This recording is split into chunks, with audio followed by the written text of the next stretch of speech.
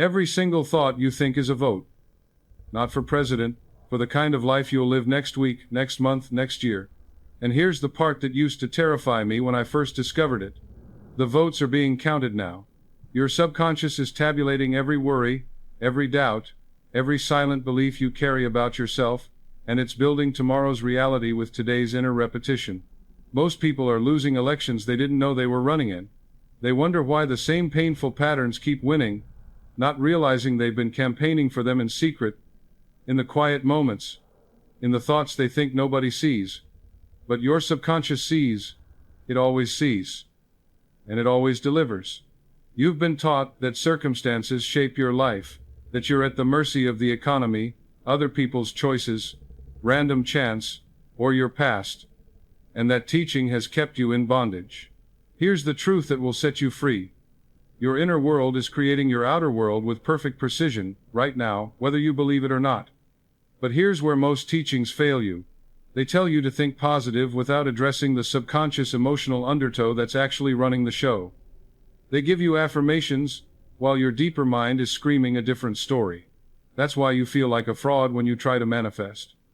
That's why the law of attraction seems to work for everyone but you. This video will show you why your subconscious doesn't care about your goals, only your dominant emotional states. How magnification works. The principle that whatever you give sustained feeling attention to expands in your material reality. Why trying not to think about something is the fastest way to create it.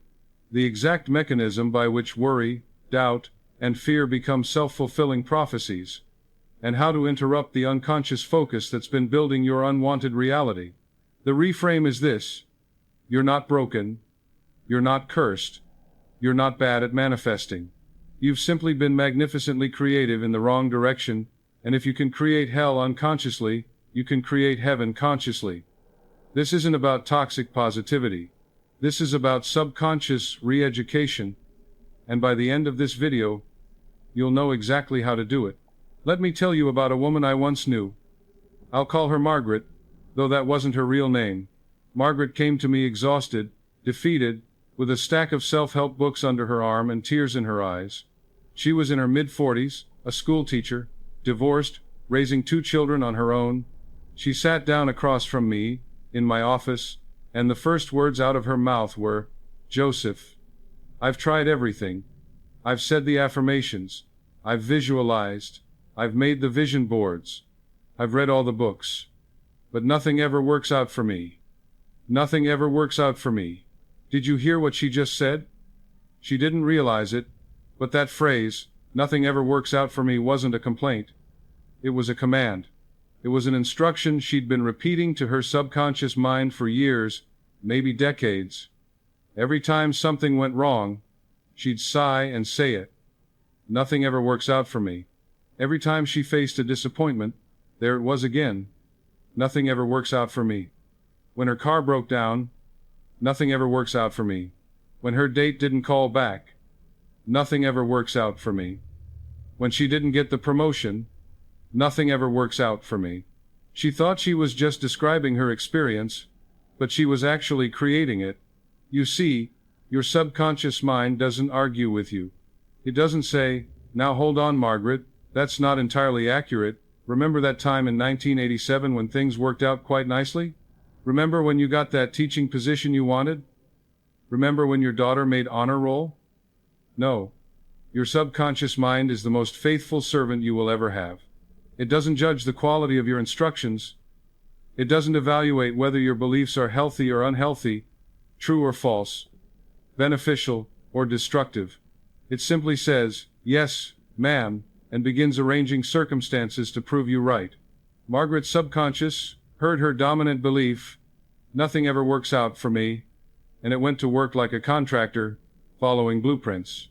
It directed her attention toward evidence of failure, and away from evidence of success. It caused her to overlook opportunities that were right in front of her.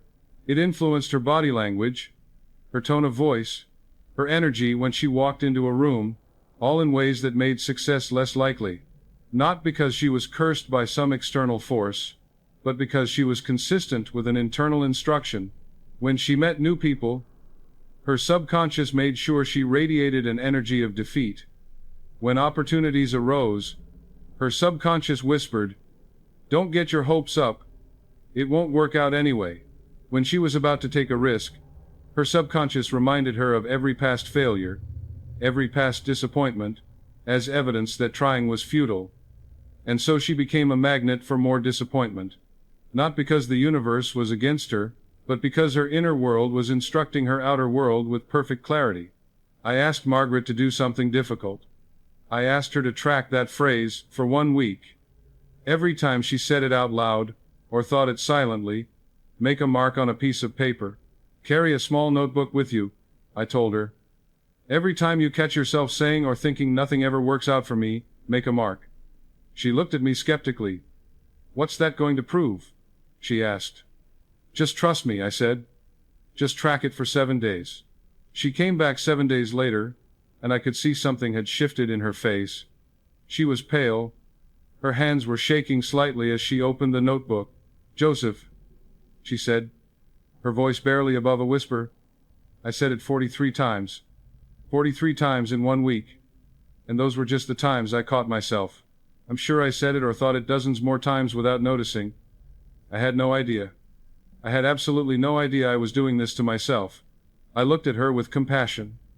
"Margaret," I said, "if you went to church and prayed 43 times in 1 week for something, would you be surprised if it showed up in your life?" She stared at me. The silence between us was thick. "I never thought of it that way," she whispered. "But that's exactly what you've been doing," I told her. "You've been praying for failure. You've been worshipful toward lack. Not with your lips in a church, not kneeling at an altar, but with your mind in the secret place where all creation begins. You've been in devotion to disappointment. And the law, which is neutral and faithful, has been answering your prayers with perfect accuracy." She started to cry, not tears of sadness, but tears of recognition. It was the cry of someone who suddenly sees the prison they've been living in and realizes the door was never locked. "I've been doing this my whole life, haven't I?" she said. "Since I was a child, I watched my mother say the same thing. Nothing ever works out for us. It was like a family motto. I inherited it like I inherited her blue eyes." "Yes," I said. "And now you get to choose whether you'll pass it on to your children or whether you'll break the chain right here, right now." The transformation didn't happen overnight, but it began the moment Margaret realized she wasn't unlucky. She was loyal. Loyal to a destructive belief. And if she could be that loyal to a lie, she could be that loyal to the truth. Over the following months, Margaret began to do the work. Every time she caught herself about to say "nothing ever works out for me," she would stop, take a breath, and say instead, "I am open to things working out for me." At first it felt false, like she was lying to herself. But she persisted. She replaced the old phrase with a new one, over and over, 43 times a week, then more. She watered the new belief with the same devotion she had given the old one. And slowly, gradually, her outer world began to shift, not because the universe suddenly decided to be nice to her, but because she had changed the instruction she was giving to her subconscious mind. 6 months later, she sent me a letter. "Joseph," she wrote, "I got the promotion. Not only that, but I met someone, a kind man who treats me with respect. My daughter got a scholarship. My car hasn't broken down once. And the strangest thing is, I don't think the world changed. I think I just stopped sabotaging myself. I stopped being in agreement with failure. Thank you for showing me that I was the one voting for my own misery. Have you ever considered that your complaints might be prayers in disguise? Because I want you to think about that right now. What phrase do you repeat about yourself? What story do you tell when things go wrong? I can't catch a break. I'm always broke. Nobody respects me. I'm not good enough. I always get sick this time of year. Relationships never work out for me. I'm too old. I'm too young. I'm not lucky like other people." Every one of these statements is a prayer. Every one of them is an instruction to your subconscious mind. And your subconscious is listening right now. It's always listening. It never sleeps. It never takes a day off. And it's building your tomorrow based on the dominant thoughts and feelings you're giving it today. That story you keep telling, that repeated inner conversation, is not just describing your life, it's prescribing it. It's placing an order with the universe. And the universe is a restaurant that never gets your order wrong. It gives you exactly what you ask for, even when you don't realize you're asking. So I want you to ask yourself right now, what have I been ordering? What have I been asking for, with my habitual thoughts? Because whatever it is, it's on its way. It's already in preparation. And if you don't like what you've ordered, you have the power to change the order right now in this moment. Let me tell you a parable, a teaching story that will make this even clearer. Imagine two gardeners, and they live side by side in a small village. Both of them are given identical plots of land by the village elder. Same soil, rich and dark. Same sun, warm and generous. Same rain, consistent and nourishing. Same seeds, a mixture of vegetables, tomatoes, lettuce, carrots, beans and herbs. Everything is equal. The only variable is the gardeners themselves and where they choose to put their attention. The first gardener, I'll call him Thomas, he's a worrier by nature. He's heard from the other villagers that weeds are a problem in this region. The soil is so fertile, they tell him, that weeds grow just as well as vegetables, maybe better. And Thomas, being a conscientious man, takes this warning very seriously. He becomes vigilant. Every morning, the first thing he does is walk through his garden looking for weeds. He inspects every inch of soil with his eyes narrowed, searching, hunting. He bends down and examines the base of each plant. Are those weeds starting to grow? Is that a weed or a vegetable seedling? Better pull it just to be safe. He talks to his neighbors constantly about the weeds. How are your weeds? My weeds are terrible. Can you believe these weeds? I pulled 20 yesterday and today there are 30 more. It's like they grow overnight. He becomes an expert on weeds. He learns their names.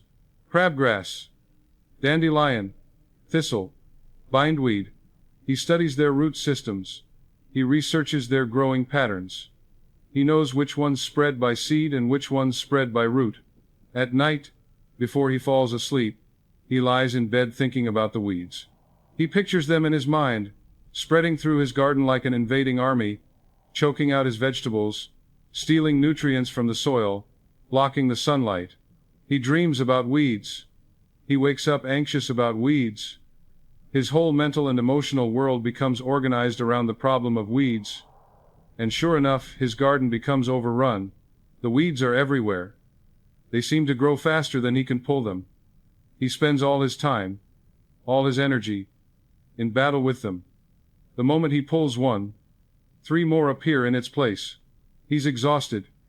His back hurts from all the bending and pulling. His hands are covered in blisters. He's bitter. He becomes resentful.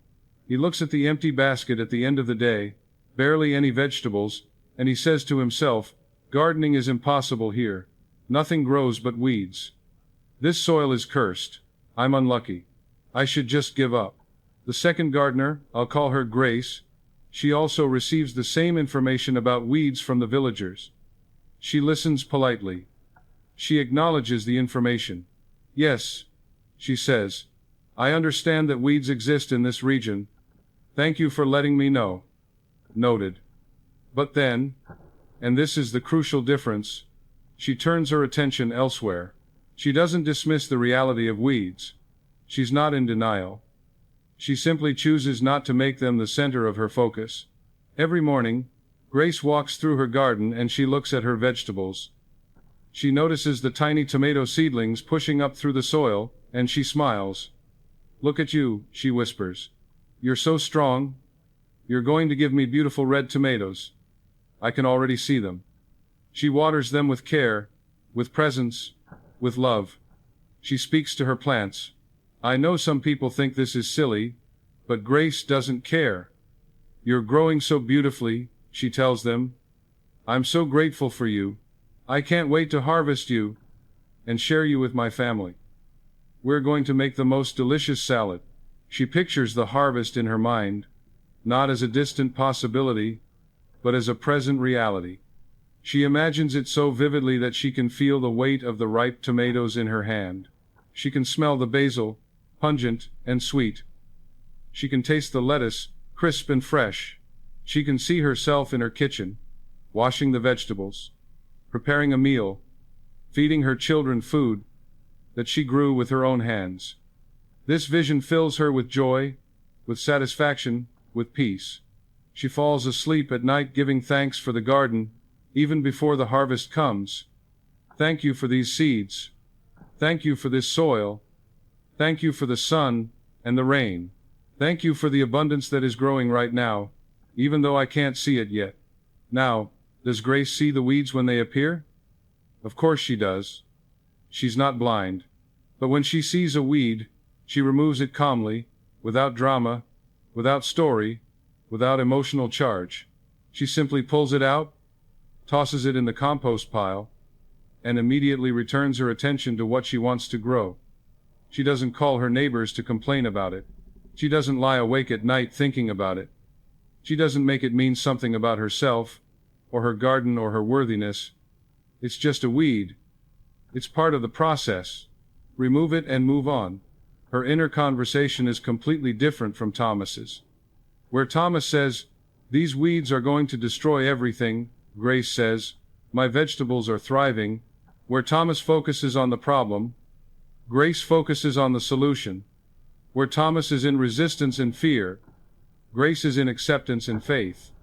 And her garden flourishes. It becomes abundant beyond measure. The tomatoes grow heavy on the vine. The lettuce forms perfect heads. The carrots grow deep and sweet. The beans climb the trellis she built and produce more than she can eat. People walk by her garden and they stop. They stare.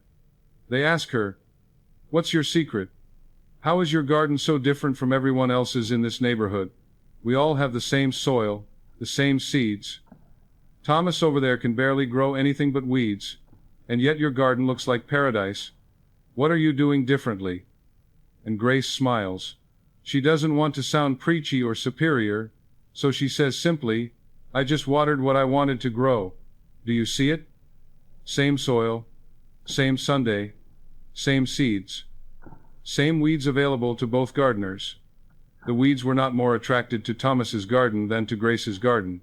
The potential for weeds was equal, but the results were radically different.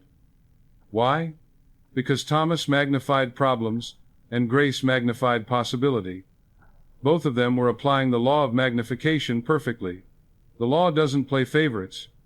It doesn't care if you're a good person or a bad person, a kind person or a mean person, a spiritual person or a materialistic person. It simply responds to focus plus feeling. Thomas focused on weeds with worry, with fear, with obsessive attention, and weeds expanded in his experience. Grace focused on vegetables with love, with faith, with grateful attention, and vegetables expanded in her experience. The law gave both of them exactly what they focused on. It was utterly fair, utterly neutral, utterly faithful. Which gardener have you been? I want you to really think about this. In the garden of your life, what have you been watering? What have you been giving your sustained emotional attention to?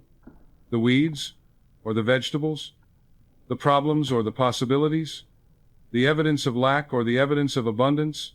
And more importantly, which one will you become starting today? Because you can change. You can change right now. You don't have to wait for circumstances to improve.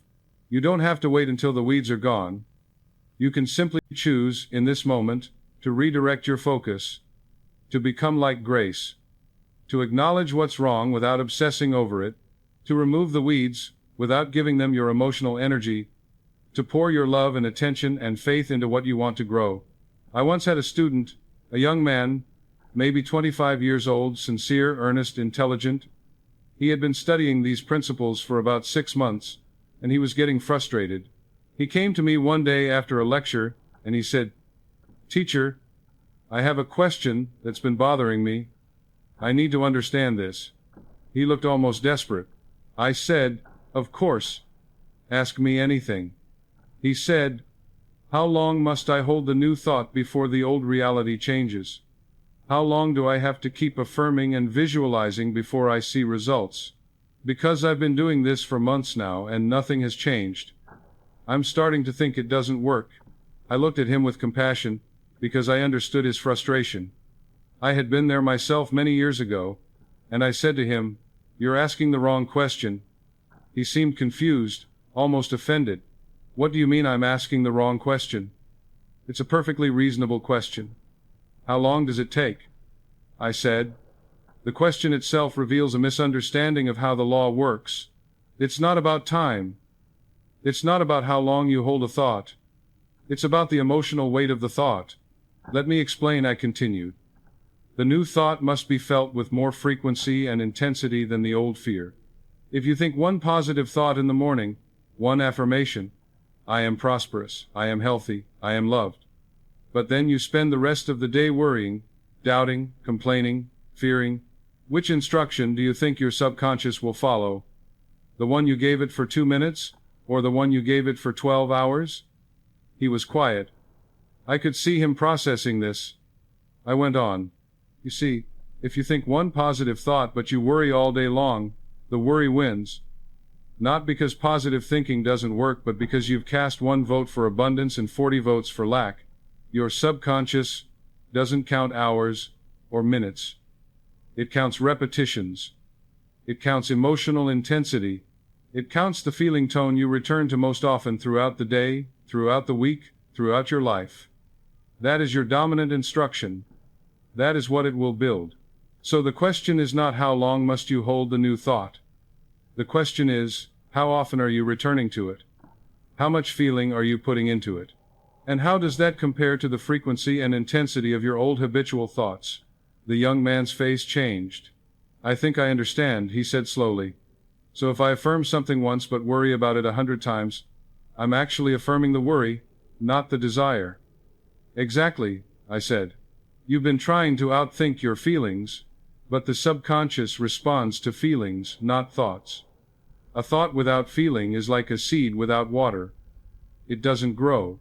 But a thought energized by emotion, repeated over and over, that becomes a command that the subconscious must obey." "So, what do I do?" he asked. "How do I change this?" I said, "You must become vigilant not about circumstances but about your inner conversation. Every time you catch yourself worrying, doubting, fearing, you must gently but firmly redirect your attention. Not with violence, not with self-judgment, but with the same patience you would use to train a puppy. The puppy wanders off, you call it back. Your mind wanders into fear, you call it back to faith. Over and over. That's the practice. That's the work. And here's the secret," I told him. 10 minutes of focused, emotionally charged, positive focus is worth more than 10 hours of scattered, half-hearted, fearful thinking, quality over quantity. If you can spend just 10 minutes a day feeling the reality of your wish fulfilled, really feeling it, saturating your emotional body with it, and then let it go and trust the process, that is infinitely more powerful than spending all day thinking about it anxiously. Do you understand? He nodded. "I think I've been trying too hard. I've been obsessing over whether it's working, which is just another form of doubt." "Yes," I said. "The trying is the problem. The subconscious doesn't respond to effort. It responds to acceptance. When you try to make something happen, you're affirming that it hasn't happened. But when you accept that it's already done in the invisible realm, when you feel it as a present reality, the subconscious says, 'Yes, this is true,' and begins to manifest it in the visible realm. Let me show you exactly what that means. Let me show you how the subconscious actually works. Because most people misunderstand this completely. Your subconscious mind doesn't understand negation. This is crucial. This is one of the most important things I can teach you. When you say, 'I don't want to be sick,' your subconscious doesn't hear the word don't. It can't process negation. It doesn't have that capacity. All it registers is the image and the feeling of sickness, because that's what you're focusing on when you say the sentence. It's like if I said to you right now, 'Don't think about a pink elephant wearing a top hat and dancing on a beach ball.' What just happened in your mind? You thought about a pink elephant wearing a top hat and dancing on a beach ball. Your brain had to create the image first in order to understand what not to think about.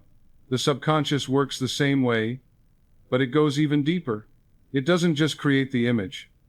it begins to align your reality with that image. When you say, I don't want to be alone, the subconscious hears the emotional frequency of alone. It feels the fear of loneliness, the ache of separation. And it says, I understand, you're requesting experiences that match this frequency. When you say, I hope I don't fail, the subconscious hears fail, registers the fear of failure, and begins creating circumstances where failure becomes more likely. When you say, I'm trying not to worry about money, it hears worry, and money, feels the anxiety in your body, and interprets that as a request for more situations to worry about regarding money. Do you see how tricky this is? You think you're protecting yourself by anticipating the negative, by preparing for the worst, by focusing on what you don't want so you can avoid it. But you're actually creating it. You're watering those seeds. You're voting for that reality. This is why so many people say, the thing I was afraid of came upon me. Of course it did. You rehearsed it 1,000 times in your mind. You gave it emotional energy. You made it real in the invisible realm, and the law of magnification brought it into the visible realm. There was a study done, I believe it was in the 1960s, by psychologists who were trying to understand anxiety and fear. And they noticed something peculiar, something that didn't fit the conventional understanding of how safety behaviors work. They found that people who obsessively checked their door locks at night, who checked them multiple times, who couldn't stop thinking about the possibility of break-ins, who laid in bed imagining intruders, they experienced more break-ins than people who simply locked their doors once and went to bed peacefully. Now, this baffled the researchers at first. They thought, well, surely the people who are more careful, more vigilant, more prepared, should be safer. That's what logic would dictate. But that's not how the subconscious law works. The people who checked obsessively weren't being careful. They were rehearsing fear. They were emotionally focused on the experience of violation. Every time they checked the lock, they were thinking, what if someone breaks in? What if I'm not safe? What if someone hurts me? And that emotional frequency, that vibration of fear and violation, became a vibrational request. Now, I'm not saying that checking your locks causes burglaries in some magical, supernatural sense. I'm not suggesting that there's a cosmic conspiracy. What I'm saying is that the emotional state of fear, when sustained and repeated, creates an energetic alignment with the very thing you fear. It affects your energy. It affects the subtle signals you send out into the world. It affects your intuition, your decision-making, your awareness. A person in chronic fear might ignore red flags. They might attract unstable people. They might live in a neighborhood that matches their inner frequency of danger. You become a magnet for the thing you focus on with emotion. This is why positive thinking fails most people, and I need to be very clear about this because the positive thinking movement has done a lot of damage by oversimplifying these laws. People are told, just think positive, just repeat affirmations, just visualize what you want. And they try it. They really try. But they're trying to think new thoughts while feeling old fears. They're saying affirmations with their mouth, while their stomach is clenched with anxiety. They're visualizing success, while their body is vibrating with the frequency of failure. And the subconscious always believes the feeling, not the words. You can say I am prosperous 1,000 times, and if there is no feeling attached to it, if it's just words, mechanical repetition, nothing happens. Worse, you can say I am prosperous, while underneath that affirmation you feel poor, you feel the tightness of lack in your chest, the fear that there won't be enough, and the subconscious says, ah, I understand what you really want. You want more experiences of lack. You want more evidence that there's not enough. And it delivers. Not because it's mean, or because it's trying to punish you, but because it's obedient, it's responding to the feeling, not the words. So let me give you a principle that might change everything for you, and I want you to write this down if you can. Frequency equals devotion. It's not the intensity of one thought that matters most. It's the repetition of the feeling thought. A chronic low-level worry will outweigh occasional positive thinking every single time. It's like a river. One powerful wave might make a splash, but it's the constant flow of water over years that carves the canyon. Most people think that if they say an affirmation once, it should undo 10,000 repetitions of doubt. That's like planting one seed of corn, and expecting it to overtake a field of weeds that have been growing for 20 years without any further care, without watering, without tending. It doesn't work that way. Your dominant inner conversation is your prayer life. What you rehearse in private, you will experience in public. If you spend 12 hours a day thinking thoughts of limitation, lack, fear, resentment, worry, and then you spend 5 minutes thinking about what you want, which instruction do you think your subconscious will follow? The one you gave it with feeling for 12 hours or the one you gave it mechanically for 5 minutes? This is where most people fail. They want the law to work based on their conscious desires, but the law works based on their subconscious beliefs, and those beliefs are revealed by their habitual emotional states. I want you to understand something that might be hard to hear at first, but I promise you, it will liberate you once you really grasp it. The law of magnification is neutral. It is not personal. It doesn't punish or reward. It doesn't judge you as good or bad, worthy or unworthy, deserving or undeserving. It simply reflects and amplifies whatever you focus on with feeling. It's like electricity. Electricity doesn't care if you use it to power a hospital where lives are saved or an electric chair where lives are taken. It just flows where it's directed. The electricity itself is neutral. The outcome depends entirely on how you use it. The law is the same. It powers both abundance and poverty with equal faithfulness. It powers both health and sickness. It powers both joy and suffering. It powers both love and loneliness. The same mechanism that creates wealth creates poverty. The only difference is the direction of focus, the quality of the dominant emotional state. This is why good people suffer. And I say this with tremendous compassion, with deep love, because I've seen it over and over again in my years of teaching. Often, the kindest, most sensitive, most compassionate souls suffer the most, not because they're being punished by God or the universe, not because they did something wrong in a past life, not because they deserve it, but because they're magnifying the fear of suffering.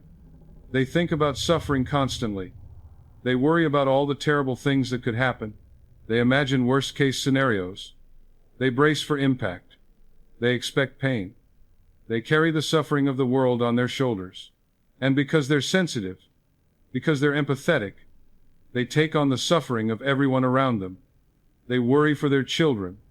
What if something bad happens to them? They worry for their friends.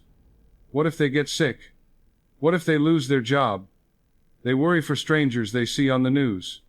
They absorb the collective fear and pain, and they hold it in their bodies.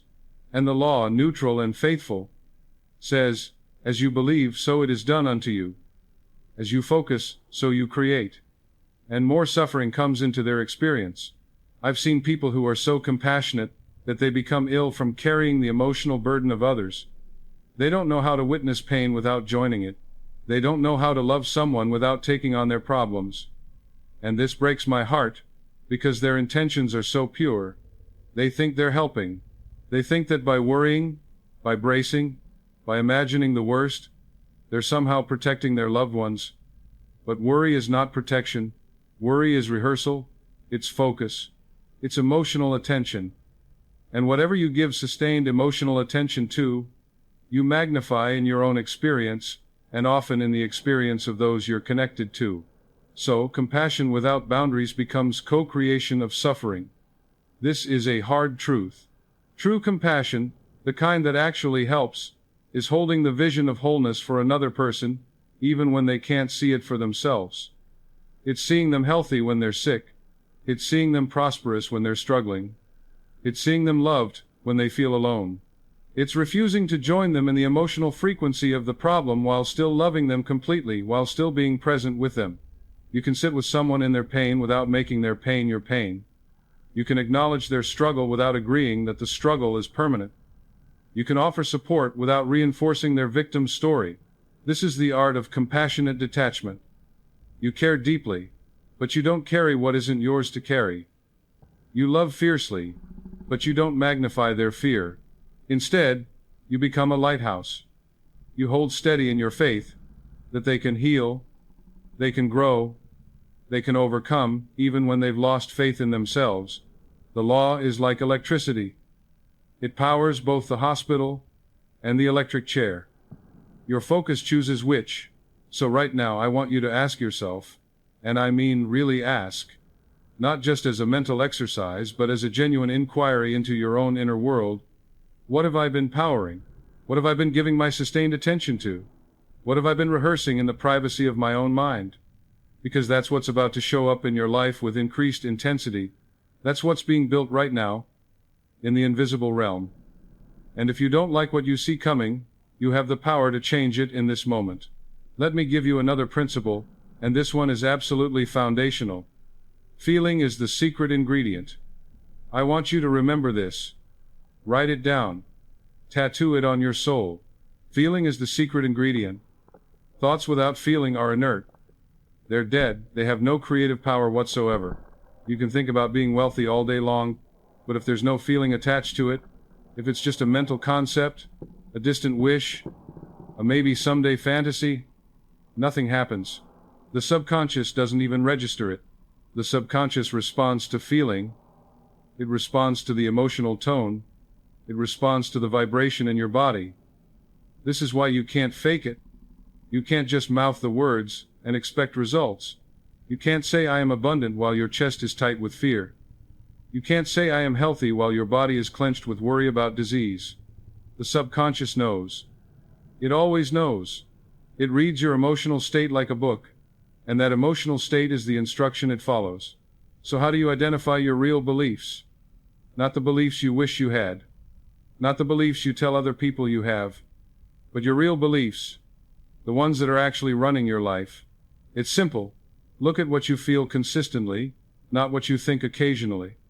Your emotions never lie. Your body never lies. You might tell yourself and everyone around you that you believe in abundance, that you believe you're worthy, that you believe good things are coming. But if every time you check your bank account, your stomach drops, if every time you think about your future you feel anxiety, if every time you see someone else succeed you feel envy or resentment, those feelings are telling you what you really believe. And I'm not saying this to shame you, I'm saying this to empower you.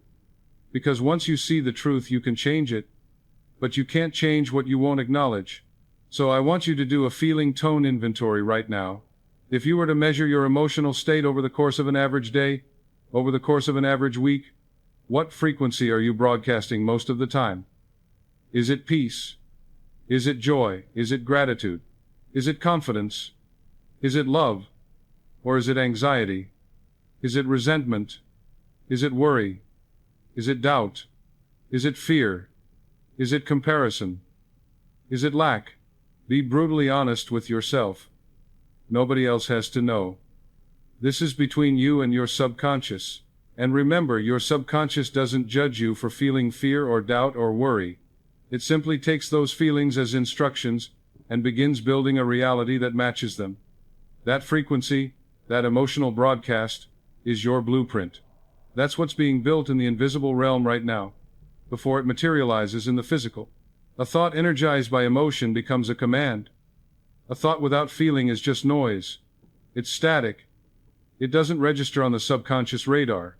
So when you want to create something new in your life, when you want to manifest a desire, when you want to change a condition, you cannot just think about it. You must feel it. You must feel it as if it's already done. You must generate the emotional state of the wish fulfilled. This is not pretending. This is not lying to yourself. This is operating in accordance with a spiritual law. The feeling comes first, then the manifestation. Not the other way around. Most people wait for the manifestation before they allow themselves to feel good. I'll feel abundant when I have money in the bank. I'll feel loved when someone loves me. I'll feel healthy when the symptoms go away. But that's backwards. That's not how creation works. The feeling is the cause. The manifestation is the effect. You must feel abundant before the money comes. You must feel loved before the person appears. You must feel healthy before the body heals. This is faith. Real faith. Not hoping, not wishing, not begging, but feeling the reality of your desire as a present fact, even when your physical senses tell you otherwise. And when you can do that, when you can sustain that feeling for more than a few seconds, when you can return to it again and again throughout your day, the subconscious has no choice but to manifest it. It must. It's law. Now here's where people get confused, and I want to address this directly because it's so important. You might be thinking, Joseph, are you telling me I should just ignore my problems? Are you saying I should pretend everything is fine when it's clearly not? Are you asking me to live in denial? No. Absolutely not. That's not what I'm saying at all. There's a difference between acknowledgement and agreement. There's a difference between seeing something and watering it. There's a difference between being aware and being obsessed. You can acknowledge that a problem exists without magnifying it. You can be aware of a challenge without obsessing over it. You can see what's wrong without making it the center of your universe. This is the tightrope. This is the balance. This is the skill you must develop if you want to become a conscious creator. It's what I call conscious observation versus unconscious obsession. When you observe something consciously, you see it clearly. You assess it accurately. You acknowledge the facts. And then you choose your response. You decide where to direct your creative energy. You make a plan if a plan is needed. You take action if action is required. But you don't give the problem your emotional devotion. You don't rehearse it over and over in your mind. You don't tell the story of the problem to everyone you meet. You handle it, and you move on. When you obsess unconsciously, you replay the problem over and over. You emotionalize it. You give it power. You make it bigger than it is. You catastrophize. You imagine it getting worse. You lose sleep over it. You talk about it constantly. You become identified with it. And in doing so, you magnify it. You feed it. You ensure its continued presence in your life. You can see the weeds without watering them. This is the key. Grace in the garden saw the weeds. She wasn't blind to them. But she didn't water them with her attention, her emotion, her conversation. She simply removed them when necessary, and immediately returned her focus to what she wanted to grow. That's the skill. That's the practice. So if you're in debt right now, yes, acknowledge it. Look at the numbers. Face the reality. Don't hide from it. Make a budget. Make a plan. Take whatever practical steps are necessary. But then, and this is critical, this is where most people fail, turn your sustained emotional focus toward the feeling of financial freedom. Don't spend all day every day thinking about the debt, worrying about the debt, talking about the debt, complaining about the debt, feeling ashamed about the debt, because that's watering the weeds. You're magnifying the very condition you want to eliminate. Instead, spend time each day feeling what it would be like to be financially free. Not just thinking about it, feeling it. How would your body feel if you had no debt? How would you walk? How would you breathe? What would you do with your day if you weren't worried about money? Where would you go? Who would you help? Let yourself feel the relief, the lightness, the peace, the joy. That feeling is the seed of your new reality. That feeling is the instruction to your subconscious mind. Here's the instruction, and I want you to commit this to memory. Notice. Breathe. Choose a new focal point. When you catch yourself in a fear loop, in a worry spiral, in a complaint fest, in a rehearsal of worst-case scenarios, don't shame yourself. Don't beat yourself up. Don't say, "Oh no, I'm doing it again. I'm such a failure. I'll never get this right," because that's just another layer of negative focus. That's just more weeds. Instead, simply notice. Become aware. Say to yourself, "I notice I'm focused on lack right now. I notice I'm worrying about my health. I notice I'm replaying that argument. I notice I'm imagining worst-case scenarios." Just name it. Bring it into the light of consciousness. Then take a breath. Literally. Stop whatever you're doing and take a deep breath. This interrupts the pattern. This creates a space between stimulus and response. This gives you a moment of choice. And then, choose a new focal point. Ask yourself, what do I actually want? Not what do I not want. What do I want? What does the solution look like? What does it feel like? And put your attention there even if it's just for 30 seconds. Even if the fear comes back a minute later, you're training your mind, you're creating a new neural pathway, you're teaching your subconscious that you are in charge, not your habitual patterns. You can't control the first thought. The first thought is often automatic. It's conditioned. It comes from years of habit, from childhood programming, from cultural conditioning, from past experiences. It just appears. But you can choose the second thought. You can choose where you go after the first thought appears. You can choose whether you're going to follow that thought down the rabbit hole, or whether you're going to gently redirect your attention to something more constructive, more beneficial, more aligned with what you actually want to create. And that choice, that moment of conscious redirection, repeated over and over day after day, is how you retrain the subconscious. That's how you change the program. That's how you break free from patterns that have been running your life for decades. It's not complicated, but it does require vigilance. It requires commitment. It requires you to be the guardian of your own mind. Let me tell you what this looks like in practice, because I don't want any of this to remain abstract. I want you to be able to use this today, right now, the moment you finish watching this video. I'm going to give you 5 specific practices, 5 techniques that you can implement immediately, and if you do these practices consistently, if you make them part of your daily routine, your life will change. Not because I said so, not because you hope it will, but because these practices align you with the law of magnification in a constructive direction. The first practice I want you to do is what I call the evening inventory. Every evening before bed, I want you to spend 5 minutes reviewing your day's focus. Just 5 minutes. You can do this while you're lying in bed.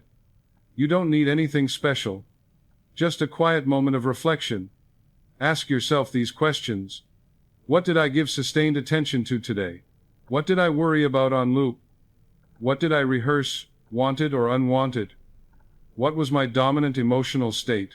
And write it down if you can. Keep a small journal by your bed. Just make a list.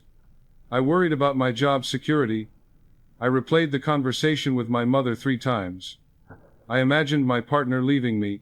I complained about my body. I compared myself to people on social media and felt inadequate. I thought about my debt 17 times. Just write it down without judgment. Don't scold yourself. Don't feel guilty. Just observe. Just collect data. Awareness is the beginning of change. You cannot change what you will not acknowledge. The subconscious operates in the dark. It runs its programs automatically, beneath your conscious awareness. But the moment you shine the light of conscious awareness on an unconscious pattern, it begins to lose its power. It's like a vampire in sunlight. It can't survive being seen, so you write down what you focused on today. And then, here's the important part. You ask yourself, is this what I want to magnify? Is this what I want more of in my life? If I continue giving my emotional attention to these thoughts, these fears, these worries, what kind of life will I be creating 6 months from now, a year from now? And if the answer is no, if you realize you've been watering weeds all day, you simply acknowledge it. I see what I've been doing. Tomorrow I'll do better. And then you let it go. You don't carry it into your sleep. You release it. The second practice is what I call the replacement technique, and you use this throughout the day whenever you catch yourself in a negative thought pattern. It's very simple, but incredibly powerful. When you catch a fear thought, a worry thought, a lack thought, you follow these steps. First, don't resist the thought. Don't try to push it away. Don't say, no, I shouldn't think this, bad thought, go away, because whatever you resist persists. Resistance is just another form of focus. It's still giving energy to the thing you don't want. Instead, acknowledge the thought. Notice it without judgment. Say to yourself, I notice I'm focused on fear of losing my job. I notice I'm worried about my health. I notice I'm thinking about past failures. Just name it. This creates distance between you and the thought. You're not the thought. You're the one observing the thought. There's a space there. That space is your power. Second, ask yourself, what do I actually want instead? not what do I not want. What do I want? If I'm worried about losing my job, what I actually want is to feel secure in my career. I want to feel valued. I want to know that I'm taken care of. If I'm worried about my health, what I actually want is to feel vital and strong and well. Get clear on the opposite. Get clear on the desire beneath the fear. Third, redirect with feeling. This is the crucial step. Spend 30 seconds, just 30 seconds, feeling the desired state as if it's already true. Close your eyes if you can. Take a breath, and imagine yourself in that reality. If you want to feel secure in your career, imagine yourself at work, feeling confident, appreciated, relaxed. Imagine your boss complimenting you. Imagine your paycheck depositing reliably. Imagine yourself thinking, I love my job, I'm so grateful to be here. And let yourself feel it. Let the feeling spread through your body. Let it become real for that moment. And then, fourth, return to your day. Open your eyes. Get back to whatever you were doing. You don't have to hold the feeling for hours. You don't have to be perfect. You just have to interrupt the old pattern and insert a new one. And you do this every time you catch yourself in fear, over and over, 10 times a day, 20 times a day, however many times it takes, because each time you do it, you're weakening the old neural pathway and strengthening the new one. You're training your subconscious to serve a new master. You're showing it that you're in charge now. You're no longer going to let unconscious habit run your life. You're going to consciously choose your focus, consciously choose your feeling tone, consciously choose what you magnify. And over time this becomes automatic. The new pattern becomes the default. But it takes repetition. It takes practice. It takes commitment. The third practice is what I call the magnification mirror, and you do this once a week. Set aside maybe 30 minutes on a Sunday evening or a Saturday morning, whenever works for you. And you're going to look at your life results as feedback. You're going to use your outer world as a diagnostic tool to understand your inner world. Because remember, your outer world is always a perfect reflection of your dominant inner focus. Always. There are no exceptions. So you look at different areas of your life. Look at your relationships. If they're filled with conflict, drama, misunderstanding, ask yourself, have I been focused on what's wrong with people, or what's right? Have I been rehearsing grievances or appreciation? Have I been imagining arguments or harmony? Be honest. What's my dominant focus in this area? Look at your health. If you're dealing with illness, fatigue, chronic pain, ask yourself, have I been imagining sickness or vitality? Have I been focused on symptoms or wellness? Have I been grateful for my body or critical of it? What's been my habitual thought pattern around health? Look at your finances.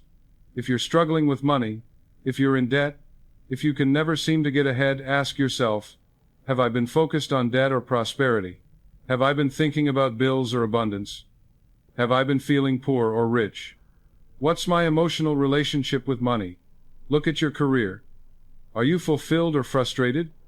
Appreciated or overlooked? Growing or stagnant? And ask yourself, what have I been focused on here? Have I been complaining about my job or appreciating it? Have I been imagining failure or success? Have I been seeing myself as a victim, or as someone with value and potential? This isn't about shame, this is about data collection. This is about becoming a scientist of your own consciousness. You're not judging yourself as good or bad. You're simply observing cause and effect.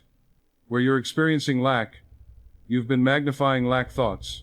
Where you're experiencing abundance, you've been magnifying abundance thoughts. It's that simple. It's that clear. And once you see the pattern, once you see the connection between your inner focus and your outer results, you can change it.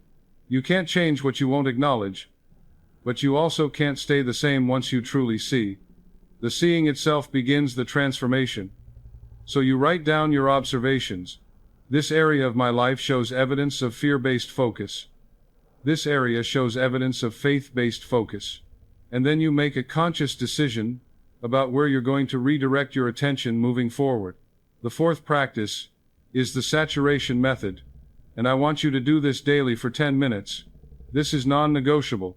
If you want to see real change, if you want to harness the full power of the law of magnification, you must do this practice every single day. 10 minutes. That's all. You can find 10 minutes. You can wake up 10 minutes earlier, or go to bed 10 minutes later. You can do it on your lunch break. You can do it in your car, before you go into work. The time of day doesn't matter. The consistency does. Here's how it works. Choose one desire. Just one. Don't scatter your focus across 20 different things. Don't try to manifest a new car and a relationship and perfect health and $1 million all at once. Pick one thing you want to create or experience.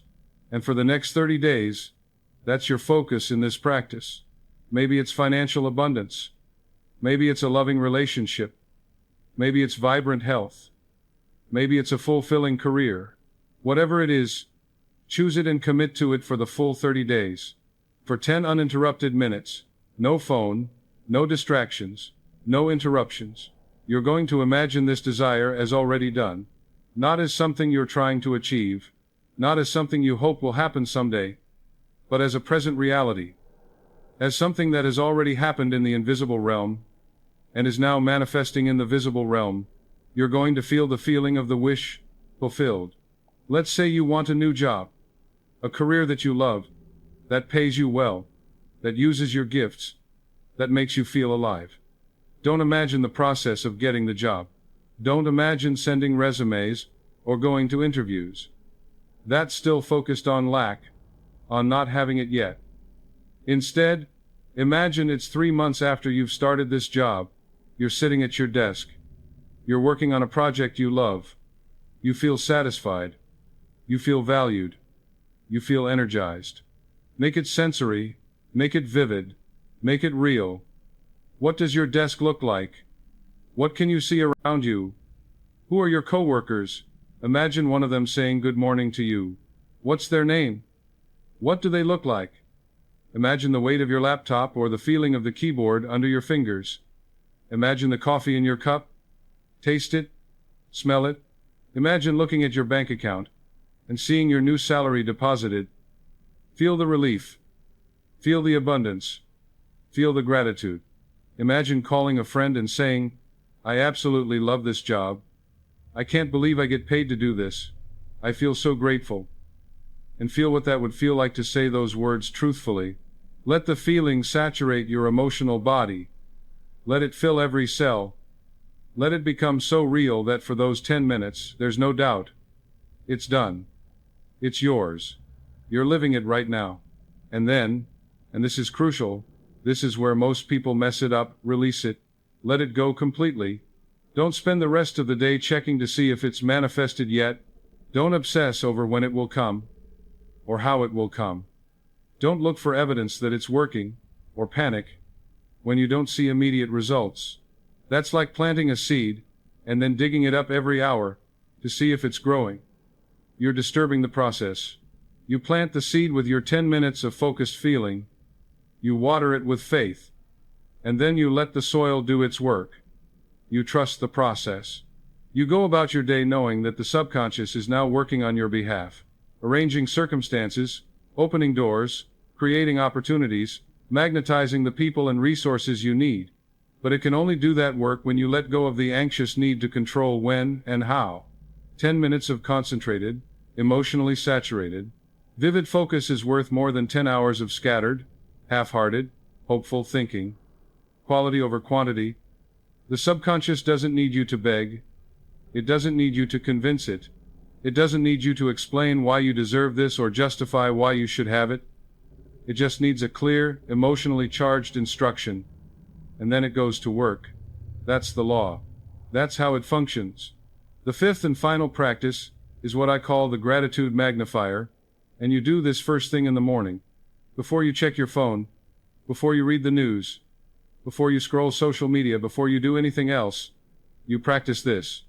Because how you start your day sets the tone for your entire day. If the first thing you do is check your email and see a problem, you've just set your focus on problems. If the first thing you do is read the news and see tragedy, you've just set your focus on tragedy. If the first thing you do is scroll social media and feel envy or comparison, you've just set your focus on lack. But if the first thing you do is practice gratitude, you set your focus on abundance, you tune your instrument before you play the song. So here's the practice. The moment you wake up, before you even get out of bed, name 3 things you're grateful for that already exist. Not things you hope will come, not things you're trying to manifest. Things that are already here, already true, already present in your life right now. I'm grateful for this bed I slept in. I'm grateful that I have a roof over my head. I'm grateful for my breath, for my beating heart, for the fact that I woke up today. I'm grateful for clean water. I'm grateful for my family, even if they're imperfect. I'm grateful for my eyes that allow me to see. I'm grateful for this moment of peace before the day begins. It doesn't matter what you choose. What matters is that you feel it. Don't just list them mechanically like you're checking boxes. Don't just think the words. Feel genuine appreciation. Let it spread through your chest. Let it warm you from the inside. Let yourself actually experience the emotion of gratitude. Because that emotion is a frequency. That emotion is a vibration. And you can't be grateful and fearful at the same time. It's physiologically impossible. The 2 states cannot coexist. Gratitude is the highest frequency of magnification. When you're in a state of appreciation, you're magnifying everything good that already exists in your life. And the law responds by bringing you more things to appreciate. You're telling your subconscious, this is what I value. This is what I want more of. More moments of peace. More experiences of abundance. More reasons to be grateful. And the subconscious says, understood, and begins creating circumstances that match that frequency. So you're choosing your starting point. You're choosing the lens through which you'll see your day. Will you see lack or abundance? Will you see problems or possibilities? Will you see what's wrong or what's right? The choice is yours. And you make it in the first few minutes after you wake up. This practice alone, if you do it consistently for 30 days, will change your life. I've seen it happen thousands of times.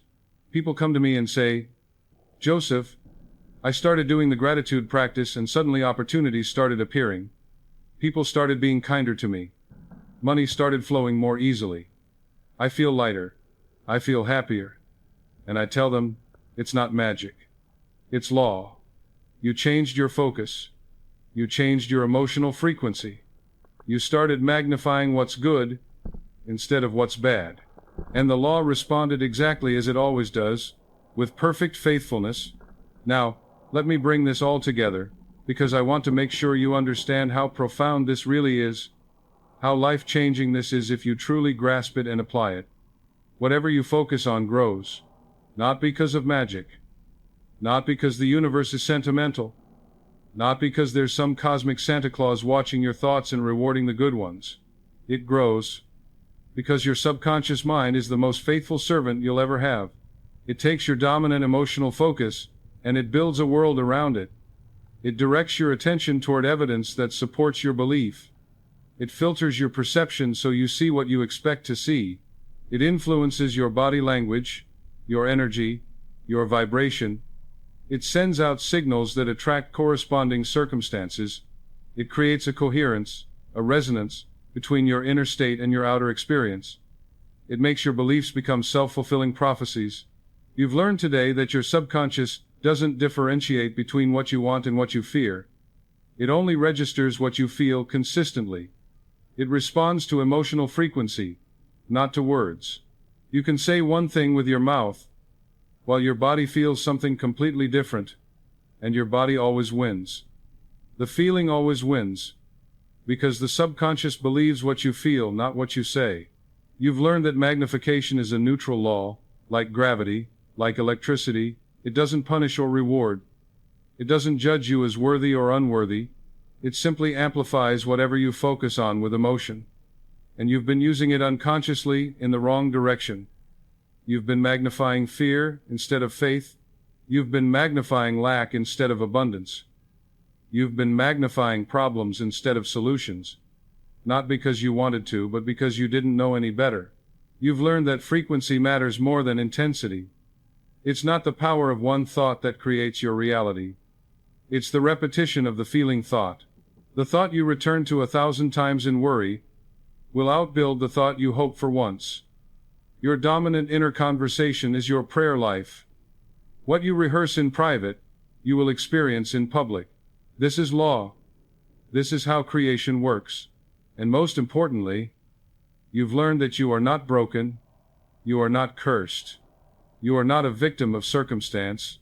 You've simply been magnificent in the wrong direction.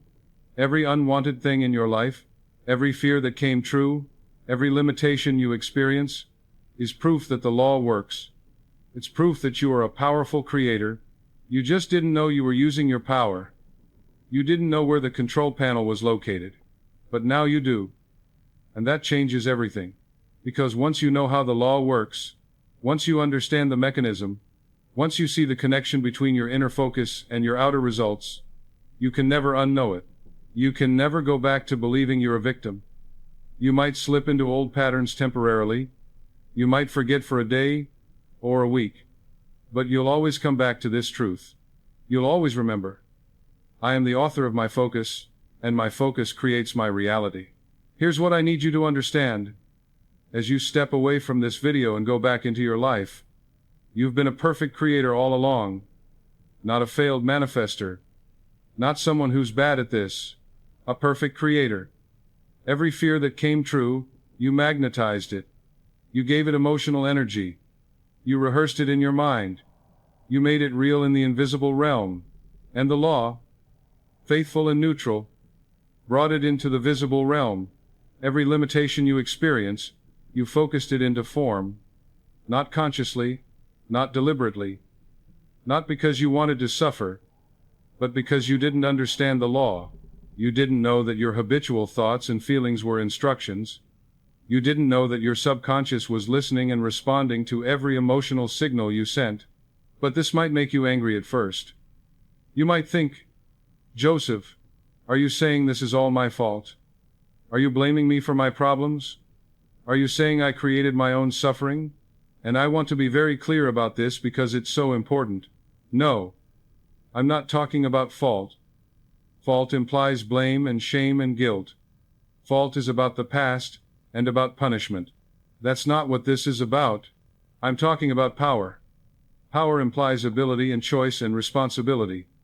Power is about the present and the future. Power is about what you can do now. You are powerful. You've always been powerful. You just didn't know where the power was located. You thought it was out there, in circumstances, in the economy, in other people's decisions, in luck, in fate, in the stars, in your childhood, in your genetics. But it's not. It never was. The power is in here. In your focus, in your feeling, in your dominant inner conversation, in the thoughts you think and the emotions you feel and the stories you tell yourself about who you are and what's possible for you. That's where the power is. And the moment you take responsibility for that power, not with guilt, but with gratitude, everything shifts. Because when you blame circumstances, you're powerless. When you blame other people, you're powerless. When you blame the past, you're powerless. You have to wait for something external to change. Before you can feel better, before you can have what you want, before you can be happy. You're at the mercy of the world. You're a victim. But when you take responsibility for your focus, for your feeling tone, for your inner world, you become powerful. You become the creator. You become the author of your own experience. You don't have to wait for circumstances to improve. You don't have to wait for someone to rescue you. You don't have to wait until you're older or younger, or richer or thinner, or more educated. You can change your reality right now by changing your focus, by choosing what you magnify, by deciding what you're going to water in the garden of your mind. So here's what I want you to say to yourself right now. And if you're somewhere where you can speak out loud, I want you to actually say it. Let your subconscious hear your voice making this declaration. Let your body feel the vibration of these words. If you can't speak out loud, say it in your mind. But say it with feeling, with conviction, with certainty. I am not a victim of my circumstances. I am the author of my focus. My subconscious mind is listening to me right now, in this very moment, and from this point forward, I am giving it new instructions. I will magnify what I want, not what I fear. I will water the garden I want to harvest. I will focus on solutions, not problems. I will rehearse success, not failure. I will feel abundance, not lack. I am the gardener of my own mind. I am the artist of my own life. I am the creator of my own reality. And I choose my focus with love, with intention, with wisdom, and with faith in the law that has never once failed me, that has never once abandoned me, that has been responding to me with perfect faithfulness since the day I was born. The law doesn't fail. It never fails. It only reflects. It only amplifies. It only delivers what I focus on with feeling. And now that I know this, now that I understand this, I will use this power consciously. I will use it deliberately. I will use it to create a life of joy, of abundance, of peace, of love, of health, of prosperity, of contribution. Not because I'm special, but because I understand how the law works. And the law works for everyone equally. Say it. Mean it. Let it sink into the deepest part of you, past your conscious mind, past your doubts, past your fears, all the way down into your subconscious, where the real work happens. Because this is true. This is not just a nice idea, or a pretty philosophy, or a motivational speech. This is spiritual law. This is how reality is structured. This is how creation works. And you have access to this power right now. You are not at the mercy of the world. The world is responding to you. It's always been responding to you. You just didn't realize you were broadcasting a signal. You didn't realize that your thoughts and feelings were creating a frequency, a vibration, that was going out into the universe and attracting matching circumstances back to you. But now you know, and you can never unknow. And that knowledge is your liberation. If this teaching resonated with you, if you felt something shift inside, even slightly, even just a crack of light coming through where there was darkness before, do me a favor, hit that like button. Not for me. I don't need it for my ego. But do it as a signal to yourself. Do it as a declaration.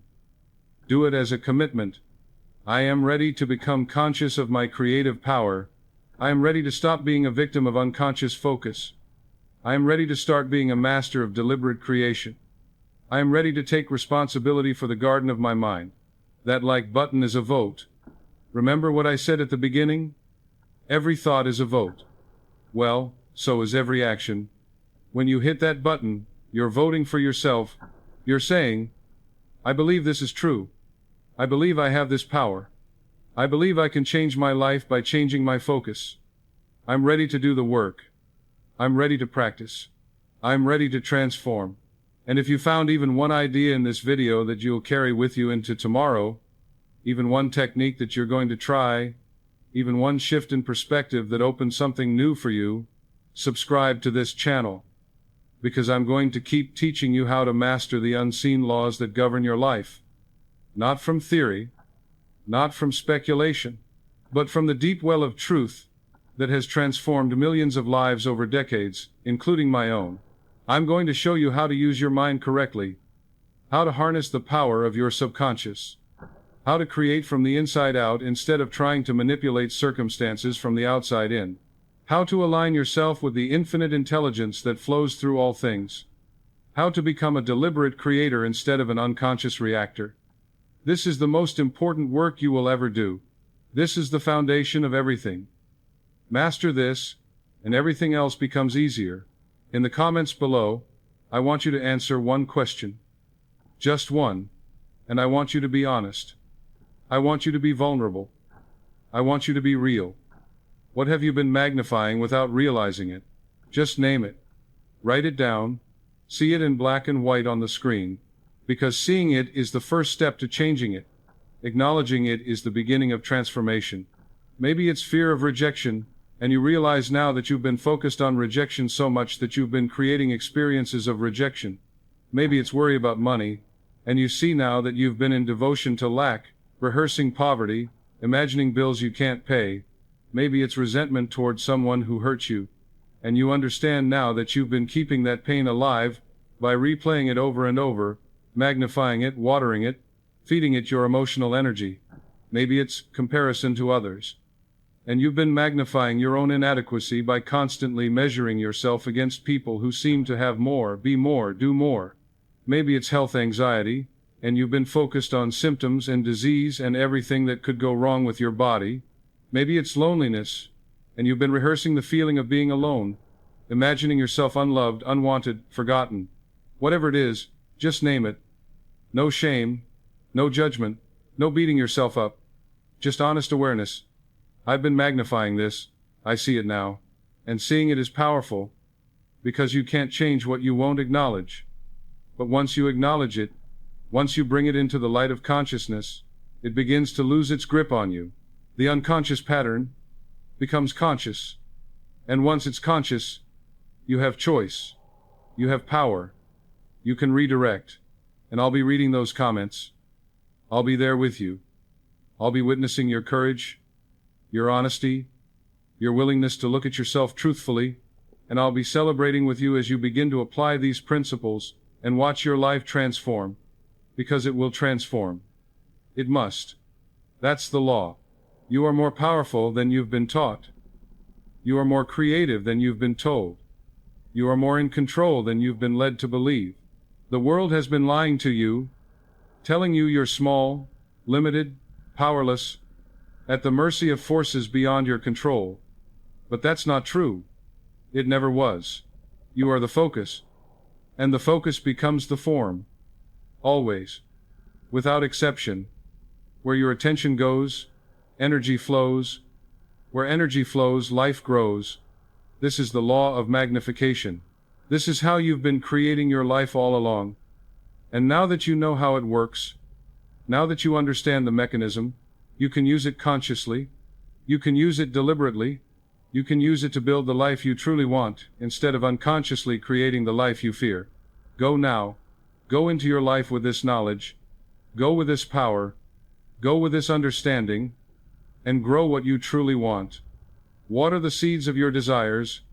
Focus on what you want to magnify. Feel the feelings you want to experience. Become the person who already has what you desire. And watch as the outer world rearranges itself to match your inner world. This is your birthright. This is your power. This is your truth. Use it wisely. Use it consciously. Use it with love. And remember, every single moment is a new beginning. Every breath is a chance to choose again. You don't have to be perfect. You don't have to get it right every time. You just have to be willing. Willing to see. Willing to choose. Willing to redirect. Willing to practice. The law doesn't demand perfection. It only responds to consistency. So be patient with yourself. Be compassionate with yourself. Be gentle with yourself as you learn this new way of being. You're undoing decades of unconscious programming. You're rewiring neural pathways that have been running on autopilot since childhood. That takes time. That takes practice. That takes repetition. But every time you choose to redirect your focus, every time you choose to feel what you want, instead of what you fear, you're one step closer to mastery. And one day, sooner than you think, you'll wake up and realize that your outer world has transformed. Not because circumstances magically changed, but because you changed. You changed your focus. You changed your feeling tone. You changed what you magnified. And the law, faithful and true, responded. It always responds. It never fails. It's responding to you right now. So I'll leave you with this final thought. You are living in a garden of your own making. Every thought is a seed. Every emotion is water and sunlight. Every day is a growing season. What you plant today, you will harvest tomorrow. What you water with your attention, you will eat from next season. So plant wisely, water consciously, and prepare for an abundant harvest. Because it's coming, it's already on its way. You've already set it in motion with the thoughts you're thinking and the feelings you're feeling right now. The law of magnification is working in your life at this very moment. The question is not whether it's working. The question is, what am I magnifying? And now you know the answer, And now you have the tools. And now you have the power. Go and create the life you were born to live. I believe in you. The universe believes in you. And most importantly, your subconscious is ready to believe whatever you tell it with feeling and conviction. Make sure you're telling it a story worth living. Thank you for being here. Thank you for listening. Thank you for being willing to look at yourself honestly and take responsibility for your creative power. You are magnificent, not because of what you have or what you've accomplished, but because of what you are. You are a creator, made in the image and likeness of the infinite creator, and everything, absolutely everything, is possible for you when you learn to focus your power in the right direction. Blessings on your journey. May you magnify love, abundance, health, joy, peace, and prosperity. May you water the garden of your dreams until they bloom in the physical world. May you remember, in every moment, that you are not a victim but a creator. And may your life become a living testament to the truth of these laws. Go now with my love, and with the certainty that whatever you focus on grows. Choose your focus wisely, my friend. Everything depends on it.